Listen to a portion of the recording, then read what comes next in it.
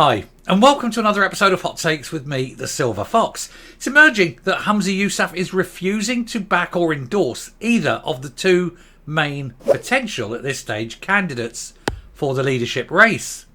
Now, I'm sure in his mind, he is sitting there and being statesmanlike and detached. But in actual fact, I suggest it just shows a lack of character, a weakness. He dare not say yay or nay. He knows there are so many people against him personally that if he backs John Swinney, people will vote simply for Kate Forbes simply because they don't like Humza Yousaf and say, right, screw him. Or he cannot back Kate Forbes because, well, they absolutely loathe each other. What's a girl to do?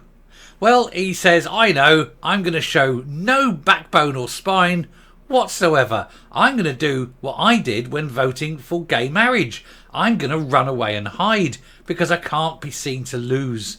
And whoever I back, I'm likely to lose. What a weak, small-minded, tiny-penised man Humza Yousaf truly is. Grow a pair, back one, stand by your decision, and do something with your life, you sad, inadequate loser.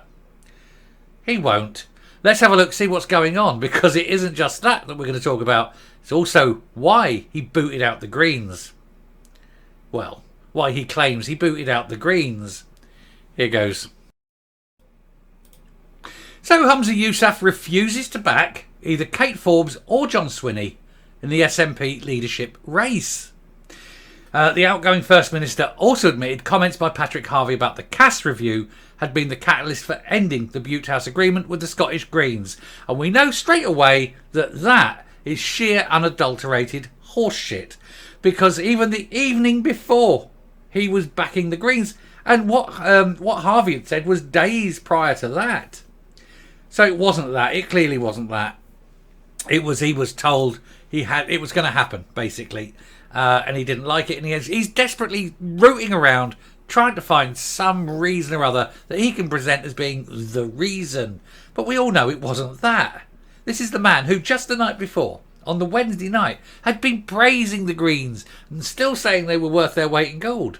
What happened? What happened so quickly? Well, it became obvious.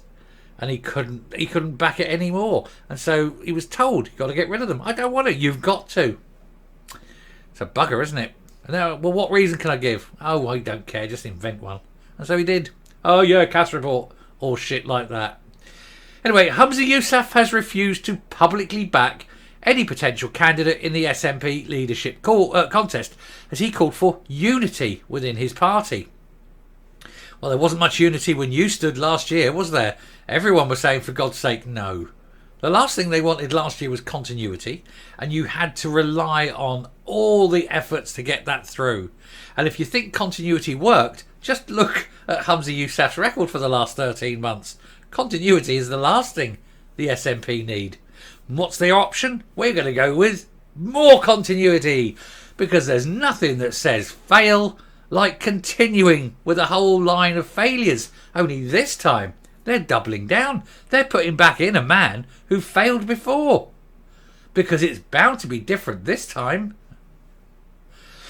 John Swinney and Kate Forbes have emerged as the favourites for the role, with no other candidates likely to consider a run. It's a bit late now. I think if you weren't there on the starters block 2 days ago, it ain't really going to happen. They've got until, I think, Monday. Correct me if I'm wrong. Tell me in the comments if I'm wrong. I think they've got until Monday.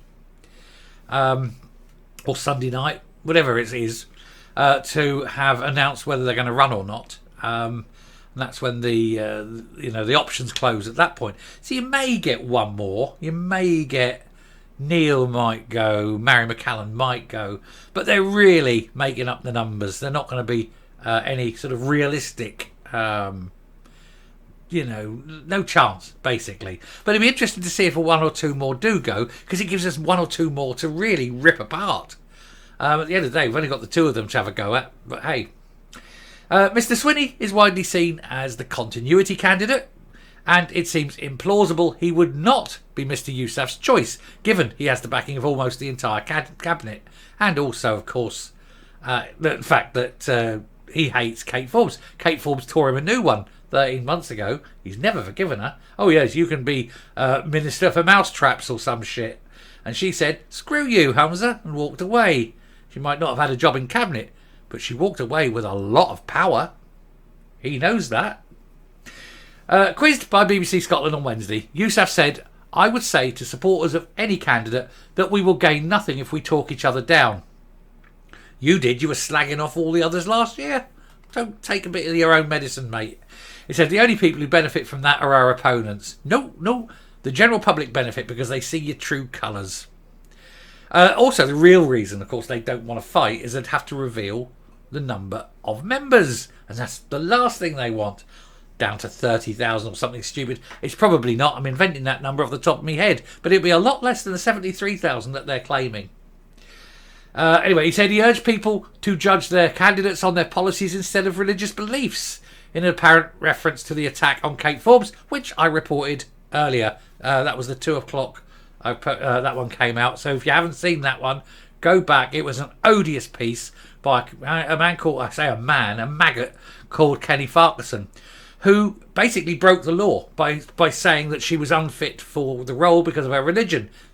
2010 Equality Act. Slap, bang, arrest him. Do you know that he can go to jail for that shit? Let's hope he does. I'd love to see Kenny Farquharson rotting in a jail because of his big shit-filled mouth. But anyway.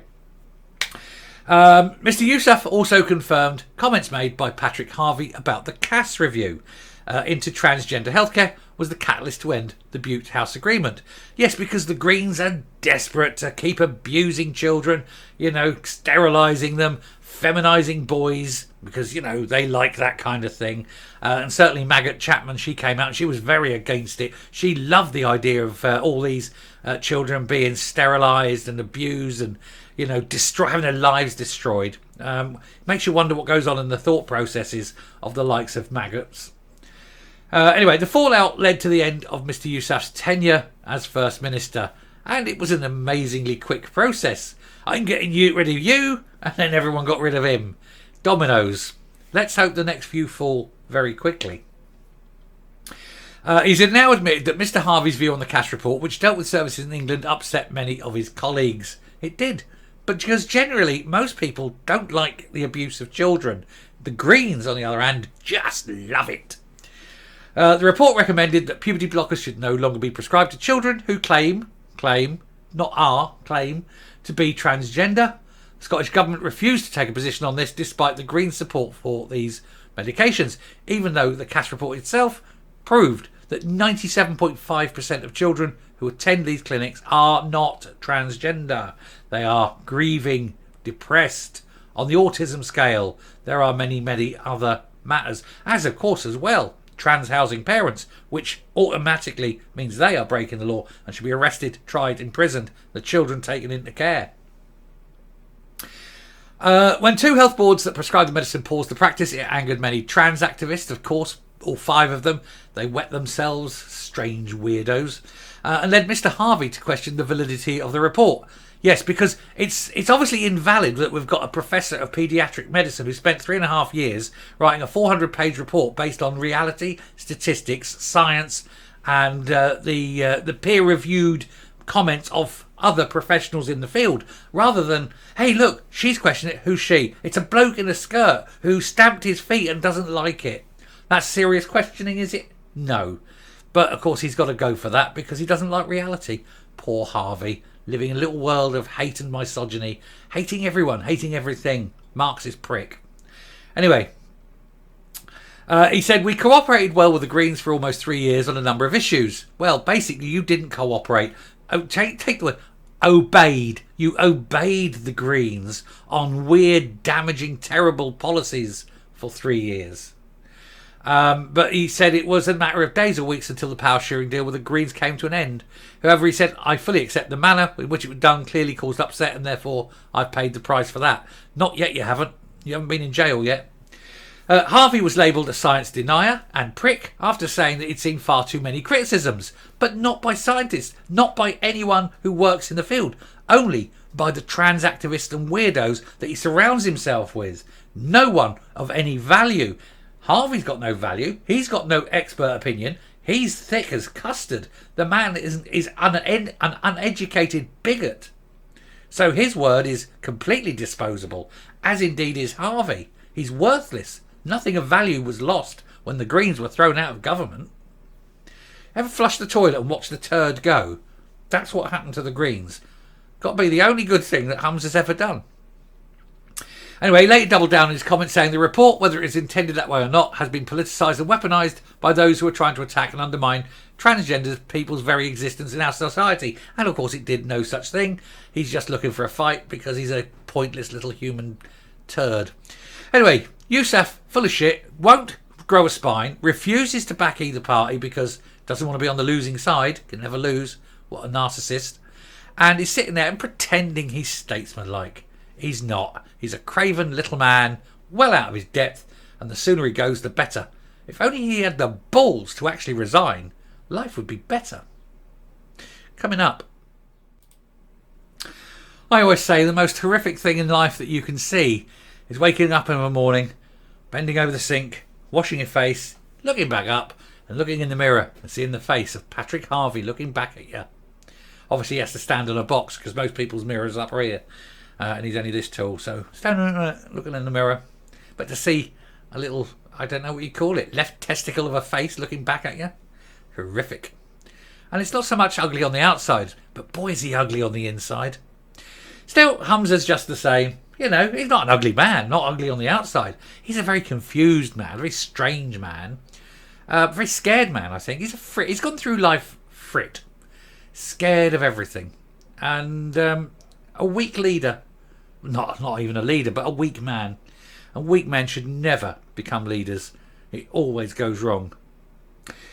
Thank you very much for watching. Do please hit the subscribe button, ring the bell, leave a like, leave a comment. Please share the video, and I will speak to you later. Bye.